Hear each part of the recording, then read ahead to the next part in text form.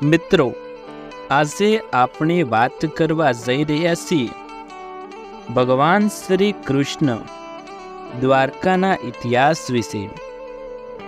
ભગવાન શ્રી કૃષ્ણનો ઇતિહાસ. આજે અમે તમને એવી વાર્તાઓની દુનિયામાં લઈ જઈએ જે સાંભળવામાં આવતી નથી અને કોઈએ તેમની કલ્પનાથી લખી નથી. પણ આ કહાની એવી વાતો છે જે બહુ ઓછા લોકો જાણે છે અને જાણતા હશે. આ વાર્તાઓની મદદથી ભક્તોને જણાવવામાં આવ્યું છે કે ભગવાન કૃષ્ણને માતા તેને છોકરી કેમ બનાવી હતી અને ભગવાન રામની જેમ શ્રી કૃષ્ણનું પણ વાનર સેના સાથે કેવી રીતે જોડાણ હતું.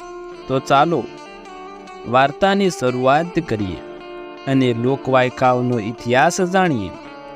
હવે ભાગ્યે જ કોઈ એવો છોકરો હશે જેને બાળપણમાં તેની માતાએ છોકરી જેવો પોશાક પહેરાવ્યો ન હોય. નહીતર દરેક માતા ચોક્કસપણે તેના પુત્રને પોશાક પહેરાવીને અથવા બિંદી લગાવીને ઓછામાં ઓછું એકવાર છોકરીની જેમ પહેરાવી. તમારા બધા પાસે તમારા બાળપણની તે તસવીરો હશે.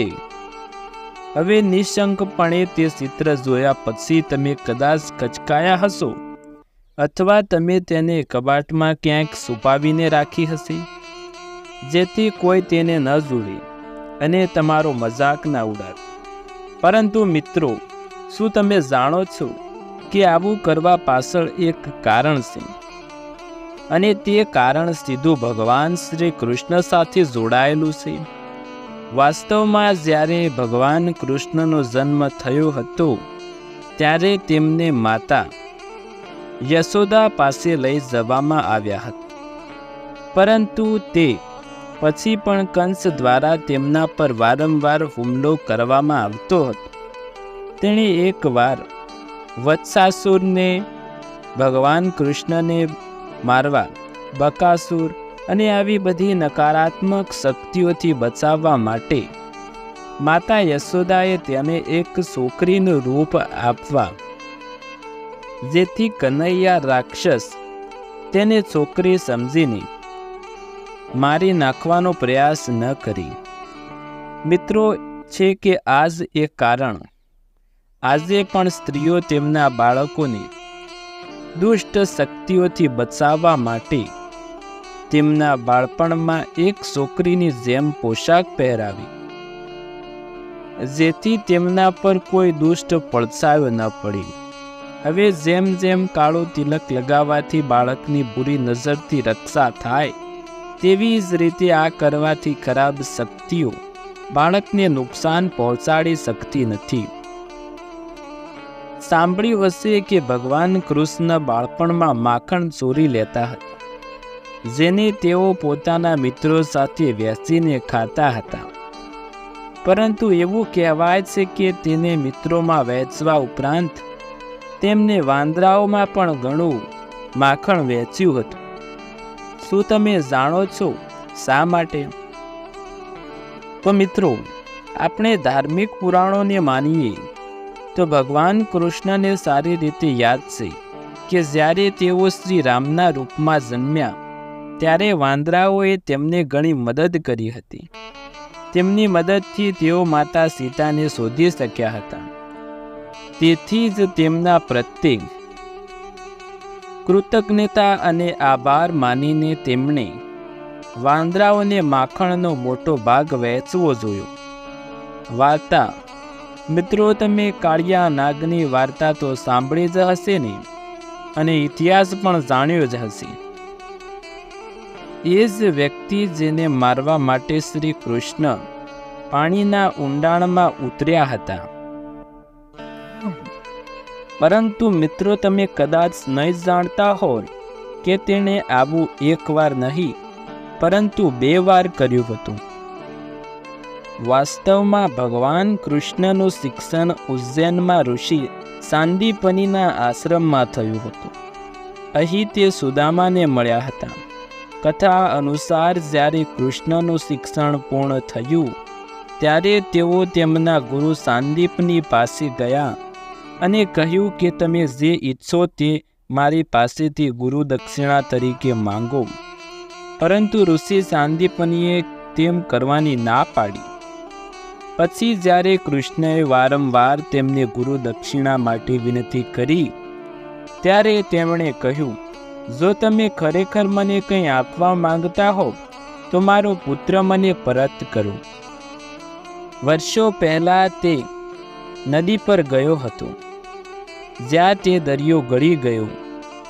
પછી જ્યારે કૃષ્ણએ સમુદ્રની આ વિશે જાણવા માટે પડકાર ફેંક્યો ત્યારે તેણે કહ્યું કે સમુદ્રમાં શંખાસુર નામનો એક રાક્ષસ છે અને તે લોકોને પકડીને મારી નાખતો હતો, પણ તેમને રાક્ષસ બનાવી દે છે અને તેમની સેનામાં સામેલ કરે છે. હવે શ્રી કૃષ્ણ આ સત્યની જાણ થતાં જ તેઓ તરત જ શંખાસુરનો સામનો કરવા સમુદ્રના ઊંડાણમાં પહોંચી જાય છે. ત્યાં જઈને તેઓ જોયું કે રાક્ષસ માત્ર એક જ નહીં પરંતુ ઘણા ઋષિઓ અને તેમના બાળકોને રાક્ષસ બનાવી ચૂક્યો હતો. આ પછી તેણે શંખાસુર સાથે યુદ્ધ કર્યું અને મારી નાખ્યું અને ઋષિ સાંદીપના પુત્રને ગુરુ દક્ષિણા તરીકે પાછો આપ્યો. હવે મિત્રો, જો તમે ભગવાન કૃષ્ણની આ કથા પહેલી વાર સાંભળી હોય તો તરત જ નીચેની કમેન્ટમાં જય શ્રી કૃષ્ણ લખો. હવે મિત્રો, તમે અત્યાર સુધી ભગવાન કૃષ્ણની ઘણી તસવીરો જોઈ હશે. તે કેવા દેખાતા હશે, કેવો હસતા હશે, તેમના લક્ષણો, તેમના વાળ પણ ધાર્મિક ગ્રંથોમાં લખેલું છે. શું તમે જાણો છો કે શ્રી કૃષ્ણના રૂપ અને રંગનું સૌ પ્રથમવાર શબ્દોમાં વર્ણન કોણે કર્યું? જો નહીં તો અમે તમને જણાવી દઈએ કે જેણે આ કર્યું તે બીજું કોઈ નહીં પણ ઉત્તરા છે. હવે તમે પૂછશો કે આ કોણ હતું? તો તમને જણાવી દઈએ કે ઉત્તરા અર્જુનના પુત્ર અભિમન્યુની પત્ની હતી અને ઉત્તરાએ જે લખ્યું હતું તે કૃષ્ણ કેવા દેખાય, તેનું નાક કેવું દેખાય, તેમની આંખો કેવી, તે શબ્દોના આધારે જેમાં તેમણે દેખાવનું વર્ણન કર્યું હતું. કૃષ્ણનું પ્રથમ ચિત્ર બનાવવામાં આવ્યું હતું અને તે વ્રજભદ્ર દ્વારા બનાવ્યું. તમે પૂછશો કે તેઓ કોણ હતા? તેથી તે બીજું કોઈ નહીં પણ ભગવાન કૃષ્ણના પૌત્ર હતા. એટલે આજે તમે કૃષ્ણનું જે પણ ચિત્ર જુઓ અથવા તમે તેમના રૂપ વિશે જે કંઈ પણ વાંચો, સૌ પ્રથમ ઉત્તરા દ્વારા શબ્દોમાં શણગારવામાં આવ્યું હતું અને તેમનું ચિત્ર સૌ પ્રથમ વજ્રનભ દ્વારા કોતરવામાં આવ્યું હતું અને તેમના દ્વારા કોતરવામાં આવેલા ચિત્રો આજે પણ જોવા મળે છે. મિત્રો, રાધા કૃષ્ણની જોડી પ્રેમનું એક અલગ જ ઉદાહરણ રજૂ કરે છે અને આજના યુગમાં લોકોને પ્રેમનો સાચો અર્થ સમજાવે. આ બંનેના જીવન સાથે જોડાયેલી કેટલીક એવી વાર્તાઓ છે જેનાથી ભક્તો જાણશે. હવે શું તમે જાણો કે રાધા રાણી બાળપણમાં અંધ હતી? તો હવે તમે પૂછશો કે પછી તેમની આંખોની રોશની કેવી રીતે પાછી આવી અને તેઓ કેવી રીતે જીવંત બન્યા? તેની વાસ્તવમાં એવું કહેવાય કે એક વખત રાધા રાણીના પિતા વૃષભાનુજી એક તળાવ પાસે પ્રવાસ કરી રહ્યા હતા ત્યારે તેમની નજર તળાવના સુંદર કમળના ફૂલ પર પડેલી. એક સુંદર ફૂલ છોકરીને જોતાની સાથે જ વૃષભાનુ મંત્ર મુગ્ધ થયા અને પછી તેને સીધા પોતાના ઘેર લઈ ગયા. આ પછી ખુશીથી તેમને પત્ની સામે ગયા અને બાળકીના આગમનના સારા સમાચાર આપ્યા. જે બાદ બંનેની ખુશીની કોઈ સીમા ના રહી.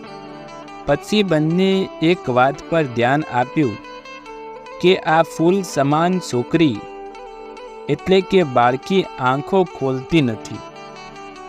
બંને છોકરીની આંખો ખોલવા માટે ખૂબ પ્રયાસ કર્યા પરંતુ તમામ પ્રયાસો નિષ્ફળ ગયા. આ પછી બંનેએ સ્વીકાર્યું કે તેઓએ તળાવમાં જે છોકરી મળી હતી તે અંધ હતી. પરંતુ મિત્રો, અમે તમને જણાવી દઈએ કે આ બીજો કોઈ નહીં પણ પોતે રાધા રાણી જ હતા. વાસ્તવમાં એવું કહેવાય કે રાધા રાણી, જેને દેવી લક્ષ્મીનું સ્વરૂપ કહેવામાં આવે છે, તે વૈકુંઠ ધામથી પ્રતિજ્ઞા લઈને આવ્યા હતા કે જ્યારે જ તેની આંખો ખોલશે ત્યારે શ્રી હરિના રૂપમાં જન્મેલા ભગવાન કૃષ્ણને જોશે. સમયની સાથે સાથે આવું પણ બન્યું. 11 મહિના પછી સ્વયં ભગવાન વિષ્ણુના અવતાર ભગવાન કૃષ્ણ આ પૃથ્વી પર પધાર્યા અને આ ખુશીના અવસર પર તેમના પિતા નંદ બાબાએ બ્રજના તમામ લોકોને આમંત્રણ મોકલ્યું. રાધા રાણી પણ તેમના પિતા વૃષભાનુજી સાથે આ તહેવારમાં આવ્યા. ત્યાં જ્યારે તે પારણામાં પડેલા ભગવાન કૃષ્ણને મળ્યા ત્યારે રાધા રાણીના હૃદયને શાંતિ મળી અને તેમણે જન્મ પછી પ્રથમ વખત તેમની બંધ આંખો ખોલી અને ભગવાન કૃષ્ણને જોયા. શું તમે ક્યારે એ સમજવાનો પ્રયત્ન કર્યો કે ભગવાન કૃષ્ણ અને રાધા રાણી વચ્ચે શું સંબંધ હતો? શું બંને માત્ર મિત્રો હતા કે પછી તેમની વચ્ચે ખરેખર પ્રેમનું બંધન હતું? તો વાસ્તવમાં આ પ્રશ્ન અંગે સનાતન ધર્મના ઘણા મહાન પંડિતો અને નિષ્ણાતોમાં મતભેદ જોવા મળે છે.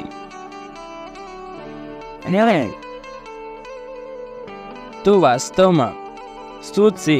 ઘણા નિષ્ણાતો માને કે બંને વચ્ચે ખૂબ જ પવિત્ર અને આધ્યાત્મિક બંધન હતું.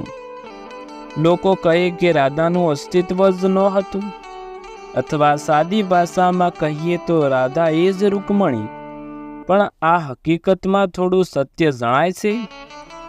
આવો આ બધાને અવગણીને જો આપણે આપણી પૌરાણિક કથાઓ અને તે સ્થાનો પર નજર કરીએ તો આજે પણ આપણે ઘણા પુરાવાઓ મળે છે જે દર્શાવે કે રાધા અને રૂકમણી એ બે અલગ અલગ સ્ત્રીઓ હતી, પરંતુ બંને માતા લક્ષ્મીના અંશ હતા. તમે બધા જાણો છો કે ભગવાન કૃષ્ણ અને રાધા રાણી પતિ પત્ની ન હતા. આખી દુનિયા તે માને છે. પણ જો સાચું કહું તો બંને આ દુનિયાને પ્રેમનો સાચો અર્થ આપ્યો.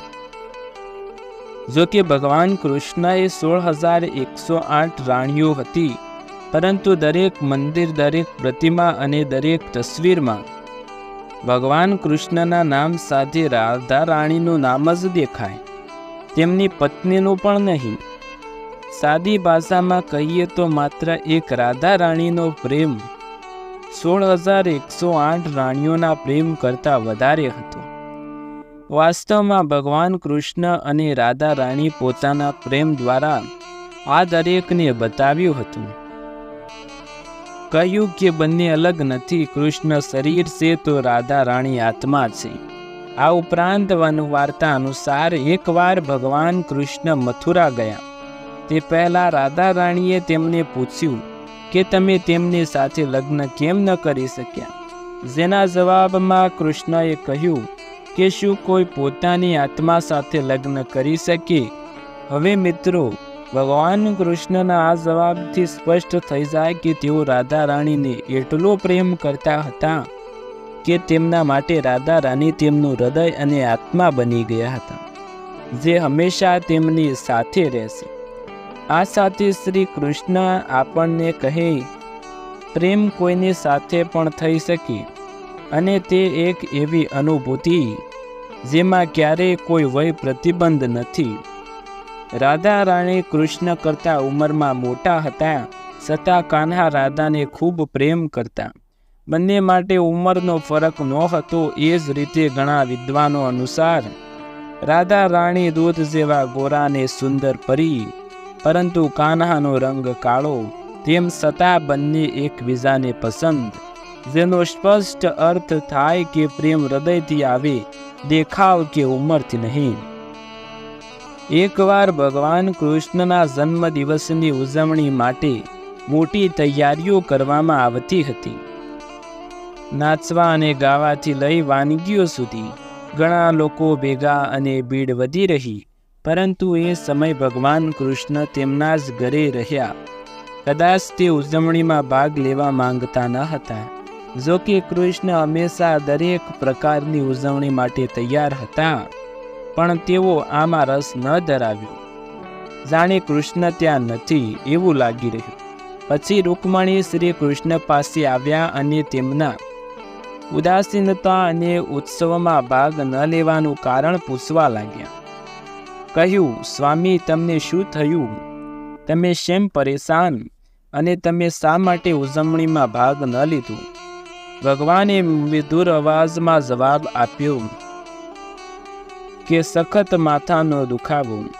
હવે કોઈ સમજી શક્યું નહીં કે ખરેખર માથાનો દુખાવો કે નહીં, અથવા તે ડોળ કરી રહ્યા હતા.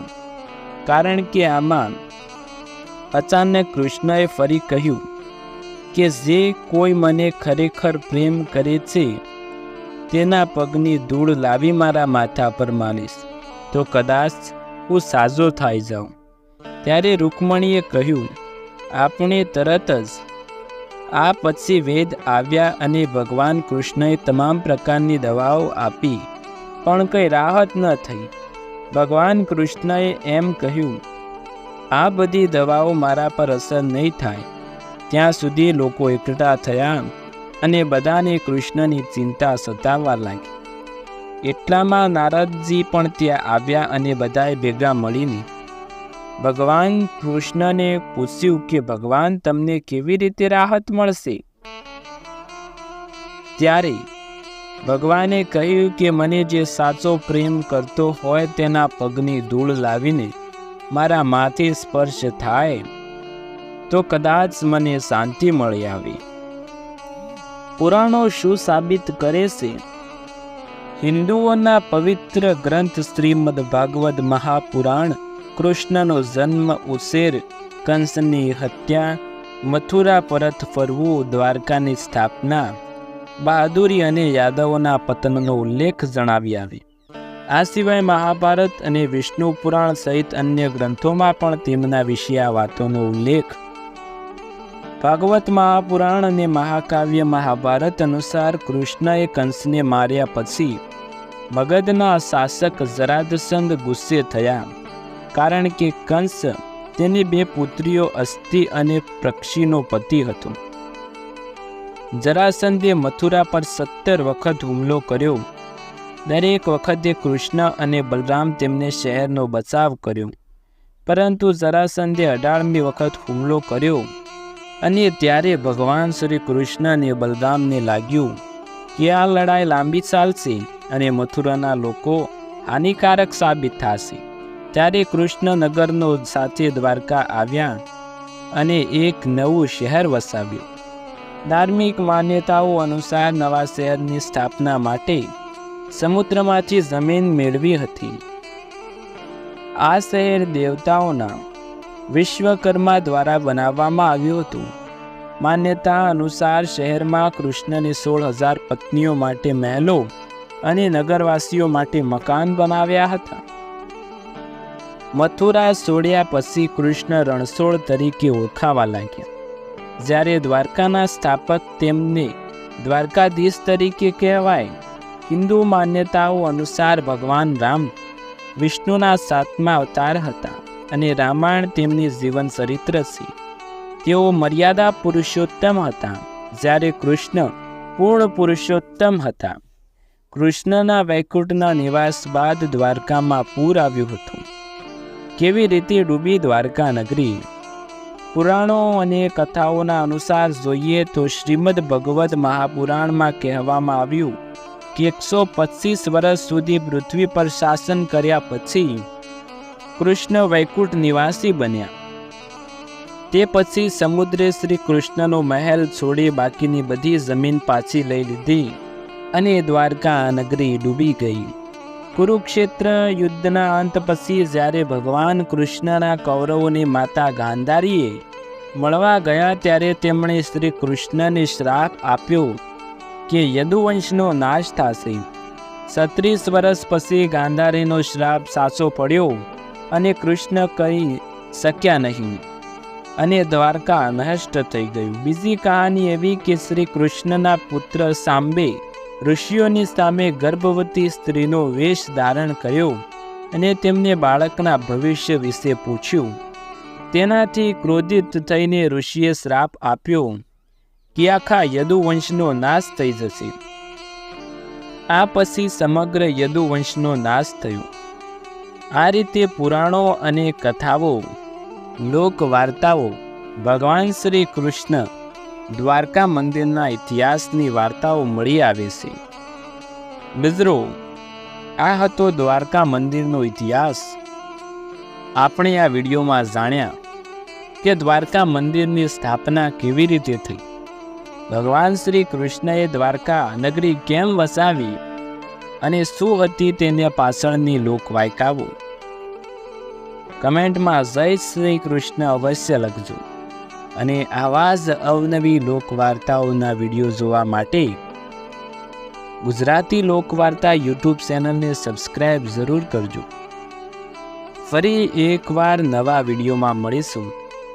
ત્યાર સુધી તમારા બધાનો આભાર.